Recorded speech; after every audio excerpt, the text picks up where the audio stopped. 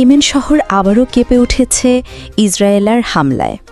মুহূর্তেই আবারও ধ্বংসস্তূপে পরিণত হয়েছে দেশটির রাজকান্ত্রী বিদ্যুৎ কেন্দ্র।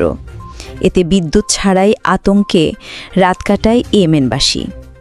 অন্যদিকে ফিলিস্তিনের গাজায় অসংখ্য মানুষ প্রাণ হারাচ্ছে, কিন্তু তাতেও কি সেই দখলদার ইসরায়েল সেনারা কি ভালো আছে? প্রতিরোধ যোদ্ধাদের হাতে নিহত তো হচ্ছেই, তার সাথে ইসরায়েল সেনারা নিজেদের গুলি তথা ফ্রেন্ডলি ফায়ারও ধ্বংস হতে হচ্ছে ইসরায়েল সেনাদের। গাজায় চলমান স্থল অভিযানে ভুলবশত ইসরায়েলি বাহিনীর গুলিতে ৩১ জন সৈন্য নিহত হয়েছে, তাদের নিজেদেরই সৈন্য। ইসরায়েলি আর্মি রেডিওতে এই তথ্য জানিয়েছে মিডল ইস্ট মনিটর। গণমাধ্যম বলছে যে স্থল অভিযান শুরু হওয়ার পর থেকে এখন পর্যন্ত ৪৪০ জন ইসরায়েলি সেনা নিহত হয়েছে। এছাড়া গত ১৮ মার্চ গাজায় নতুন করে আক্রমণ শুরুর পর থেকে এখন পর্যন্ত দেশটির ৩২ জন সৈন্য মৃত্যুবরণ করে। এর মধ্যে অভিযান সংক্রান্ত দুর্ঘটনায় মারা গেছে ২ জন সৈন্য। আর্মি রেডিও জানায় যে আরও ৫ জন সেনা মৃত্যু হয়েছে কর্মক্ষেত্র দুর্ঘটনায়।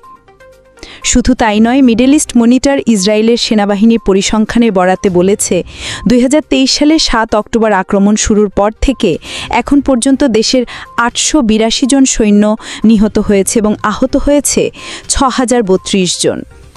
যুক্তরাষ্ট্রের দেওয়া যুদ্ধবিরতির প্রস্তাবে ইতিবাচক প্রতিক্রিয়া জানিয়েছে ফিলিস্তিনি স্বাধীনতাকামী সংগঠন। তাদের এমন প্রতিক্রিয়াকে ভালো মন্তব্য করে প্রশংসা করেছেন মার্কিন প্রেসিডেন্ট ডোনাল্ড ট্রাম্প।